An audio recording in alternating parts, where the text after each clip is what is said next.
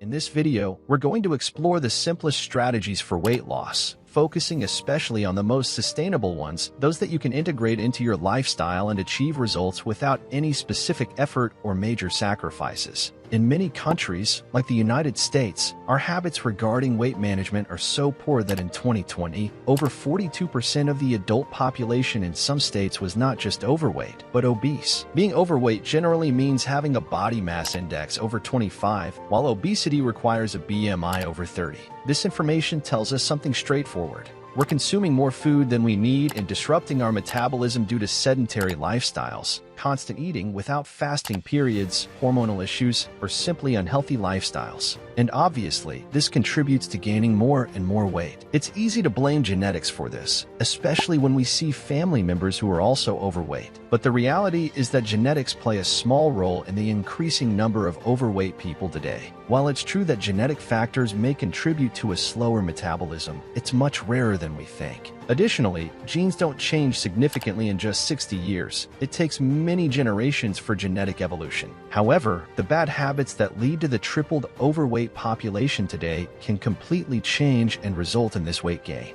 So, how do we address this issue, particularly in a sustainable way? Sustainable solutions are much simpler than you might think because the key here is sustainability. It's about gradually adapting to a lifestyle and tools that you're comfortable with and can sustain for the rest of your life, but that require much less effort once you've reached your ideal weight. Essentially, these are tools that allow you to maintain your ideal weight effortlessly. The principle behind all of these tools is very simple and can be understood at various levels. The simplest way to think about it is that to lose weight, you need to use more energy daily than you consume. But we can complicate this a bit more by understanding that to lose weight, we need to use more energy than we consume. But we want to extract that energy from fat, not from other sources. If we extract this energy from blood sugar, for example, we'll spend it and then replenish it when we eat again, without really losing body fat. This is one reason why we often make an effort to lose weight but fail to reduce our body fat significantly. At a third level of complexity, we can understand that we need to adjust our diet and exercise, our physical activity,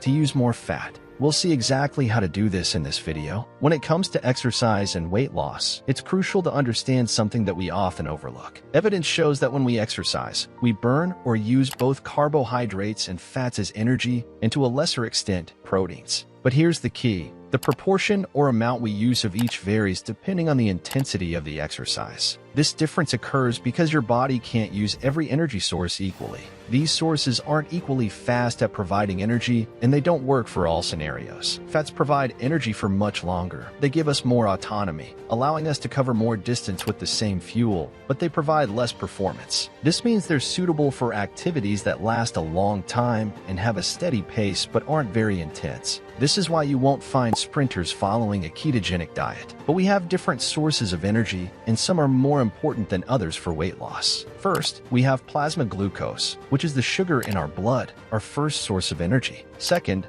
we have muscle glycogen or liver glycogen, which are our carbohydrate reservoirs. Normally, we draw sugars from these once we detect that blood sugar won't be enough, that it's decreasing. This can happen during fasting when we use more liver glycogen or during exercise when we obviously prioritize the energy and glycogen in your muscles. But as I mentioned earlier, your body doesn't use your own subcutaneous fat, the fat you want to eliminate, as energy easily. It uses the free fatty acids circulating in the blood and muscle triglycerides, which are small fat droplets found intramuscularly. These effectively function as an energy reservoir. But when we want to use these energy sources from fat, we need to respect certain physiological rules. In fact, when we burn fat from our abdomen, for example, it's because that fat is used to replenish the fatty acids in our blood and the triglycerides in our muscles that we've been spending during exercise. Your body can't immediately take your abdominal fat and transform it into energy while you're running 10 kilometers. It doesn't work like that.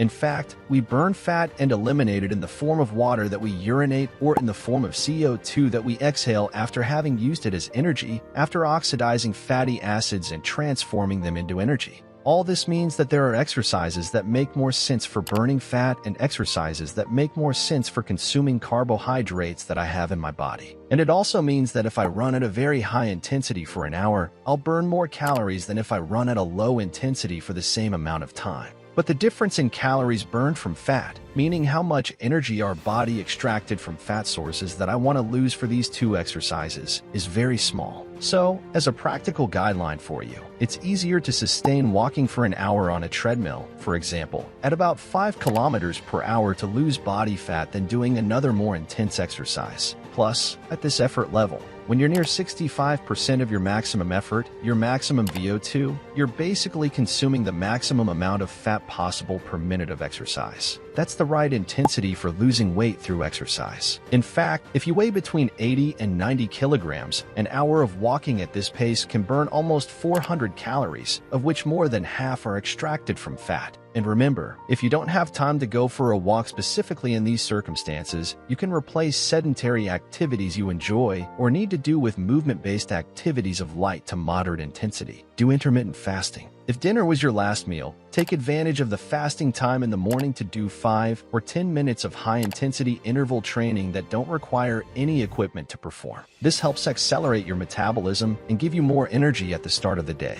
And the most interesting thing is that if you're trying to gain weight, to gain muscle mass but with the least possible fat, these tips apply exactly the same because they allow you to use fat as an energy source even when eating more to generate that anabolism. If you're looking to define your body, meaning reduce your body fat percentage while maintaining lean mass, these tips also apply because they help you maximize fat loss without having to significantly reduce calories and minimize the possible muscle loss that can happen when we're in a cutting phase. Intermittent fasting itself doesn't tell us that we have to reduce the calories we consume daily, but it helps us use the carbohydrates we store and abuse our own fat as an energy source for a certain number of hours each day. And generally, after about 12 hours of fasting, even if we didn't exercise, our sugar reserves are usually depleted, and we can start using fat as an energy source. So more fasting hours per day help us have more time to use fats, but they also make it less likely that we overeat. If overeating is our problem, then we have less total food consumption and a greater physiological predisposition to burn fat because we reduce our carbohydrate reserves, reduce our insulin levels. And if I accompany this with a low glycemic index diet, the benefit will be even greater. So, how do you apply all of this into practice? If you're looking to lose weight, the advice is simple. Walking at a pace of 5 kilometers per hour is an activity that helps you burn fat, and 10,000 steps imply burning approximately 500 calories. So you could walk those steps without even reducing the amount of food consumed and still lose weight. To walk more, simply replace all the sedentary activities you enjoy or need to do with movement-based activities of light to moderate intensity. And one last crucial piece of advice is to prioritize your sleep. Sleep deprivation, which most of us experience, may seem minor in a productivity-obsessed world where it's increasingly difficult to subsist, but your body's rules still exist, and the consequences for not respecting them also exist. Sleep deprivation leads to insulin resistance. Just 4.5 hours of sleep basically prevent your body from using its own fat as energy. Perhaps you don't sleep for just 4.5 hours, but if you sleep for 6 hours, there's still an effect. If you sleep less than your body needs, you'll tend to accumulate more fat.